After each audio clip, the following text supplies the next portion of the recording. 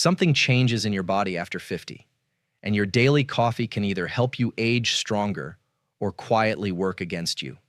The shocking part is this. For many adults over 50, the real problem is not coffee itself. It is when you drink it, how much you drink, and what you mix it with. If you want to stay healthy and independent as you age, hit that subscribe button right now. We share simple, science-backed health tips like this every single day. Over the years, one pattern keeps showing up again and again. People over 50 are often told two extreme things about coffee. One side says coffee is terrible for you. The other side acts like it is a miracle drink. But your body does not work in extremes, does it? It works in signals. It works in patterns. And after 50, those patterns matter more than ever. That is why this video matters, because coffee after 50 is not a simple yes or no question. It is not good or bad. It is about whether your coffee habit matches the body you have now, not the body you had at 25. And by the end of this video, you will know exactly how to tell the difference. Now, before we continue, tell me your age and where you are watching from in the comments. This helps us understand who we are helping. Here is what most people get wrong. They talk about coffee like it is poison in a mug, or like it is pure health in a cup. It is neither. Coffee is more like fire. Use the right way, it warms the house. Use the wrong way, it burns the curtains. See the difference? A lot of older adults still believe coffee automatically dehydrates you, hurts your heart, ruins your sleep, and should be avoided after 50. But that is too simple. In fact, a 2021 study from the University of Southampton and the University of Edinburgh found that coffee drinkers had a 21% lower risk of chronic liver disease and a 49% lower risk of death from chronic liver disease, with the biggest benefit around 3 to 4 cups a day. That is not a small effect. And a 2021 study from UC San Francisco found no evidence that moderate coffee intake raised the risk of heart rhythm problems. Even more surprising, each extra daily cup was linked to a 3% lower risk of arrhythmia, which means an irregular heartbeat. So no, the old blanket advice does not always hold up. But let me be clear. That does not mean more coffee is always better. After 50, your body can become more sensitive. Your sleep may be lighter, your blood pressure may be higher. Your liver may process caffeine differently. Your medicines may react in ways they did not before. So the truth is not quit coffee. The truth is use coffee wisely. Number 5, timing is everything. Most people think coffee is all about the amount. But actually, after 50, the clock on the wall can matter almost as much as the coffee in the cup. Have you ever said, I only had 1 cup, so why am I awake at midnight? That is the question right there. Caffeine is a stimulant. That means it pushes your brain and nervous system to stay alert. Think of it like flipping on bright kitchen lights late at night. The room may look active, but your body clock gets confused. And after 50, many people become more sensitive to that confusion. Now here's the twist. A 2023 study using data from older adults in Amsterdam found that higher caffeine intake was not linked with worse overall sleep health in older adults. In fact, women who avoided caffeine completely were more likely to report short sleep and more sleep problems. That tells us something important. The issue is not always coffee itself. Often, the bigger issue is timing, total dose, and your own sensitivity. So what should you do? Start simple. If you wake up at 6 or 7 in the morning, try keeping your last regular coffee before noon, not 3 p.m., not after dinner, before noon. Give your body a long runway to come down. If you love the taste later in the day, switch to decaf. Most 8-ounce cups of brewed coffee have about 80 to 100 milligrams of caffeine. One espresso shot has around 60 to 75 milligrams. Decaf usually has only 2 to 15 milligrams. That is a huge difference. If you nap often, wake up groggy, or struggle to fall asleep, do a 1-week test. Keep the same breakfast, keep the same bedtime. Just move your coffee earlier. That is it. Do not change 10 things at once. You want a clear answer, not a guessing game. And watch for quiet signs. Are you more restless at night? Do you wake up at 2 a.m. and stare at the ceiling? Do you feel tired but wired? That is your body talking. Listen to it. Because after 50, the best coffee habit is not the strongest one. It is the smartest one. But wait until you see number 4, because this is where coffee can turn from helpful to risky very fast. Number 4, your blood pressure changes the whole story. Most people think coffee is bad for every heart, but actually what matters most is the condition of your heart and blood vessels before you even take the first sip. Not every body handles caffeine the same way, and after 50, that becomes a bigger deal. Coffee can briefly raise blood pressure in some people. Not always, not forever, but enough to matter if your numbers are already high. Think of your blood vessels like a garden hose. If the pressure is already high, adding more force is not always harmless. This is where a lot of people get careless. They say, I drink coffee every day, so my body is used to it. Maybe. But if your blood pressure is running high and you do not know it, that daily habit may hit differently than you think. A 2022 study connected to Osaka University found something very important. Among people with severe high blood pressure, meaning 160 over 100 or higher, drinking 2 or more cups of coffee a day was linked to double the risk of death from heart disease compared with people who did not drink coffee. But 1 cup a day was not linked to that higher risk. And that same danger was not seen in people without severe hypertension, which means very high blood pressure. That is a powerful clue, isn't it? So what should you do with that? First, know your numbers. Not your numbers from 3 years ago. Your numbers now. Check your blood pressure at home for a week, around the same time each day. Write it down. If you keep seeing high readings, talk with your doctor before treating coffee like a harmless habit. Second, if your pressure is unstable, keep your coffee small. 1 8-ounce cup is very different from a giant 20-ounce drive-through cup. They are not the same thing, even if both are called one coffee. That larger cup can easily deliver 200 milligrams of caffeine or more. Quick question. Have you ever felt your heart race, pound, or flutter after coffee? Comment yes or no below. Third, never use coffee to bulldoze through bad sleep, dehydration, or stress. That is like turning up the car radio to ignore the engine noise. It hides the problem for a minute, but it does not fix it. And here's the good news. A 2021 study from UC San Francisco found no evidence that moderate coffee intake increased arrhythmia risk. So for many people, coffee is not the villain. But if you have severe hypertension, the rules change. That is why your body matters more than headlines. But wait until you see number 3, because even if your amount is moderate, the way you brew coffee can quietly affect your cholesterol. Number 3, the brew matters more than you think. Most people think coffee is coffee. Black is black. A cup is a cup. But actually, your brewing method can change what ends up in your body. Not just the taste, the chemistry. Some coffee types contain more natural oils called deuterpenes. These oils, especially cafestol and kawil, can raise cholesterol in some people. Cholesterol is the waxy fat-like substance in your blood. Too much of the wrong kind can increase heart risk over time. Think of a paper filter like a gatekeeper. It catches more of those oily compounds before they reach your cup. No filter means more of them can slide through. And after 50, when cholesterol becomes a bigger concern for many adults, that detail matters. A 2022 study from UiT, the Arctic University of Norway, looked at more than 20,000 adults age 40 and older.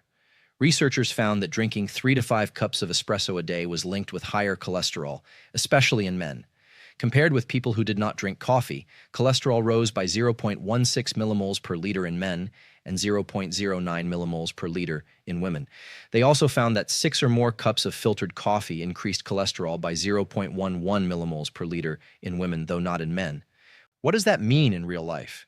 It means the fancy machine on your kitchen counter is not just making flavor choices, it may be making cholesterol choices too. Espresso, French press, boiled coffee, and some pod coffees can carry more of those oily compounds. Paper-filtered drip coffee usually carries less. So if you already have high cholesterol, a family history of heart disease, or a past heart attack, this is one of the easiest changes you can make. Not no coffee, but filtered coffee. That is a big difference. Try this. For the next month, switch your usual brew to paper-filtered coffee. Keep your amount the same. Then recheck your cholesterol when it is time for labs. Again, do not change 10 things at once. You want to see whether this one lever makes a difference. And if you love espresso, fine. Just be honest about how much you drink. 1 small shot is not the same as several milk drinks spread across the day. 3 cafe drinks can become a lot of caffeine and a lot of coffee oils before you even notice. Before we go further, if this is making sense so far, hit that like button. It tells me you want more videos like this. But wait until you see number 2. Because this is where coffee starts looking less like a guilty pleasure and more like a tool. Number 2, the right amount may protect more than you realize. Most people think coffee after 50 is something you tolerate, but actually, in the right amount, it may support several parts of healthy aging. Not too much, but not necessarily none. Here is the thing. Coffee is not just caffeine. It also contains plant compounds that may help with inflammation, liver health, and how your body handles blood sugar. Inflammation is the body's alarm system. When it stays on too long, it can wear your body down. A 2024 study from Soochow University found that people who drank about 3 cups of coffee a day had a 48.1% lower risk of developing cardiometabolic multimorbidity. That means having more than one major condition like type 2 diabetes, heart disease, or stroke. That is huge, not because coffee is magic, but because moderate intake may fit well into a healthier pattern. And remember that 2021 study from the University of Southampton and the University of Edinburgh? The biggest liver benefit showed up around 3 to 4 cups a day. Not 8 cups, not zero, right in that middle zone. So what is the takeaway? For many adults over 50, moderate coffee may be the sweet spot. That often means about 2 to 3 regular cups a day, or roughly 200 to 300 milligrams of caffeine. If you are small, sensitive, anxious, or take certain medicines, your sweet spot may be lower. That is normal. Want an easy way to test your ideal range? Start with 1 cup in the morning for 3 days. Notice your energy, mood, bathroom habits, and sleep. Then if you feel fine, try adding a second cup before noon.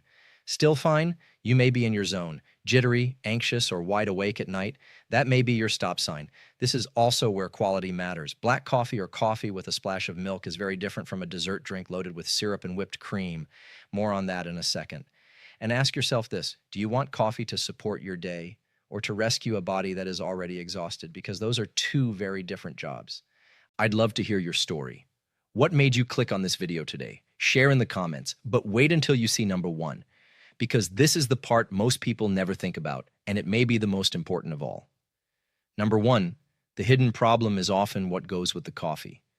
Most people think the danger is the coffee bean, but actually after 50, the bigger problem is often the package deal. The sugar, the flavored creamer, the giant cup size, the empty stomach, the medicine interaction, the second and third refill, you stopped counting. Look, a plain cup of coffee is one thing. A 24-ounce coffee drink with syrup, sweet cream, and whipped topping is another story. 1 tablespoon of sugar has about 12 grams. A flavored coffee drink can carry 30, 40, even 50 grams of sugar before lunch.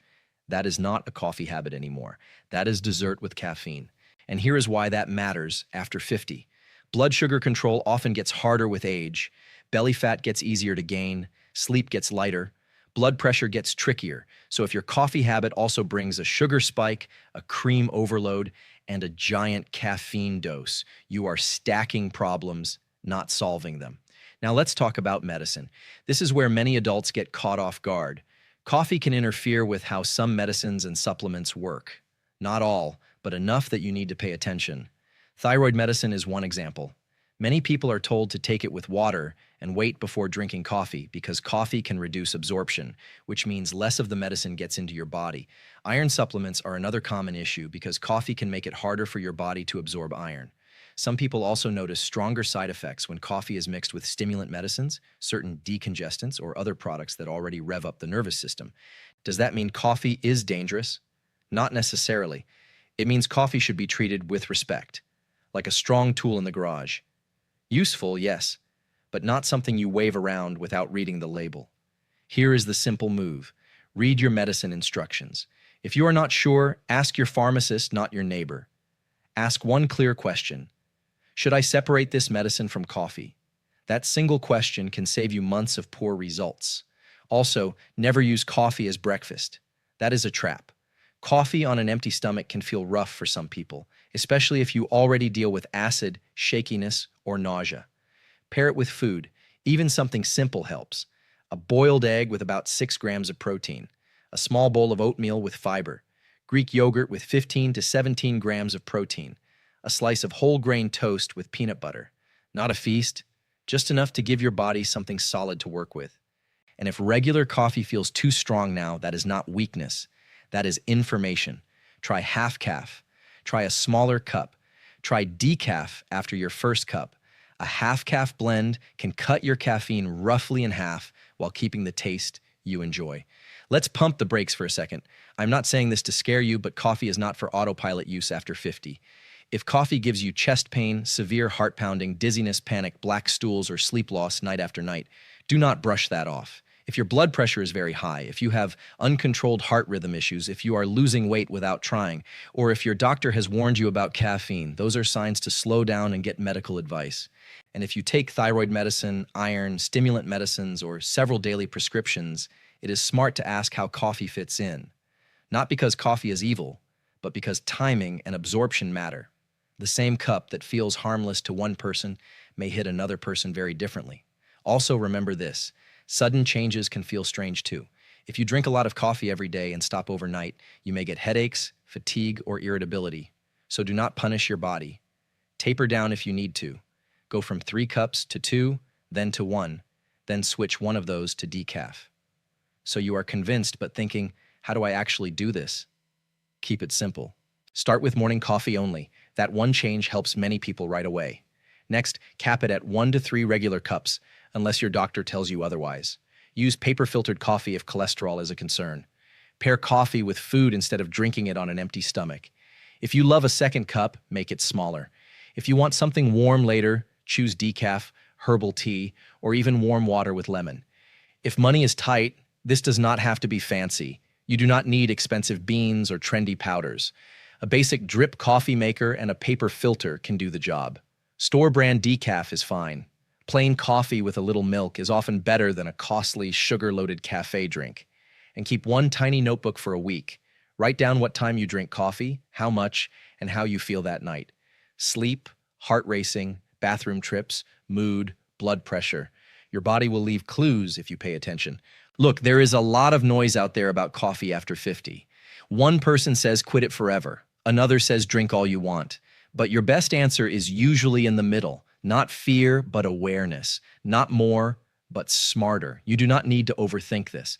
Start with just one step. Move your coffee earlier in the day and keep it moderate. Then watch what your body tells you. Better sleep, steadier energy, calmer heart, easier mornings. Those are good signs you are on the right track. If this helped you, hit that like button. And if you want more videos like this, make sure you are subscribed because we post new health tips every single day. Stay healthy, stay strong.